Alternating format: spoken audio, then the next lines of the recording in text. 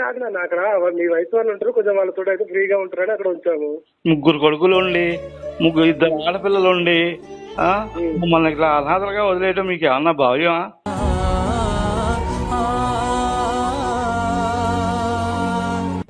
అలాగా నాన్న, మీరు అక్కడ మీ వయసు వాళ్ళు ఉంటారు కదా, కొంచెం మీకు వాళ్ళు మాట్లాడకో ఫ్రీగా ఉంటారు అనేసి వదిలేసి వచ్చాము. అయినా వస్తూనే ఉంటాం కదా, ఎప్పుడో ఒకసారి వచ్చి మాట్లాడుతూనే ఉన్నాం కదా.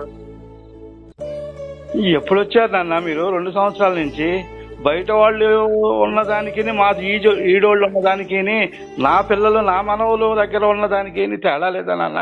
2 కన్నుల మనిషి బ్రతుకును గుండె కన్నుతో చూడరా.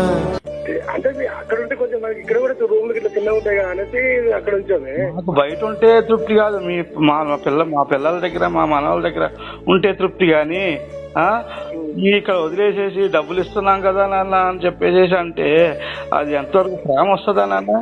డబ్బులు ఇస్తే ఎదుట పడని వేదనలను నుదుటి కన్నుతో చూడరా. అట్లా కాదు నాన్న, ఇప్పుడు మీరు అడిగితే సంతోషంగా ఉంటారని ఉంచాము, మీరు ఇప్పుడు అట్లా అంటారు.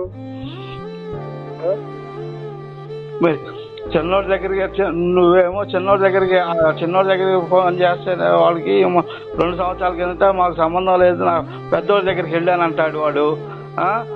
3వ వాడికి చేస్తేనేమో నువ్వు మీ పెద్దన్నయ్య ఉన్నాడు కదా వాడి దగ్గరికి వెళ్ళండి అని అంటాడు.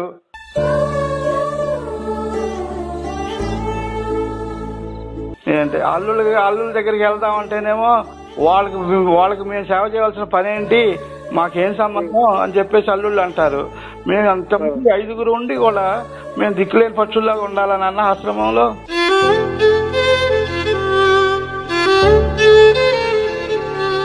అలా కాదే, మీరు ఆడు ఉంటుందనే కదా ఉంచాం. మీ అందరూ అప్పుడు మాట్లాడుకునే కదా అందరూ చెప్పి ఉంటుంది, ఆడు ఉంటున్నట్టే వచ్చేసి వచ్చింది. ఇప్పుడు మీరు అందరితో మాట్లాడి వస్తే మీరు 5గురు మాట్లాడుకొని 5గురు దగ్గర మేము ఉండటానికి అల్లుళ్ళు కాబట్టి వాళ్ళు ఇష్టమైతే ఉంచుకుంటారు, లేకపోతే లేదు. 3 కొడుకులు ఉన్నారు, 3 సంవత్సరాల్లో 3 4 12 నెలలు చూసుకుంటే మాకు జీవితం వెళ్ళిపోతుంది కదా నాన్న.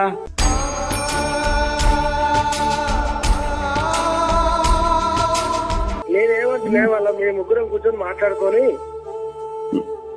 అప్పుడు నువ్వు తీసుకురావాలి కానీ అది చెప్తాం మీకు. మేము ఇక్కడ ఉండలేకపోతున్నాం నాన్న. మరి మీరు 3 మాట్లాడుకొని తీసుకెళ్తానంటే ఏంటి మాకు ఆనందమే. మాకు పిల్లల దగ్గర ఉంటాం, మాకు ఆనందం.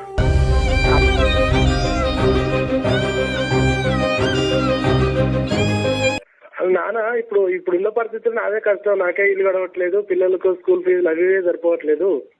ఇప్పుడైతే నా పరిస్థితి బాగాలేదు నాన్న.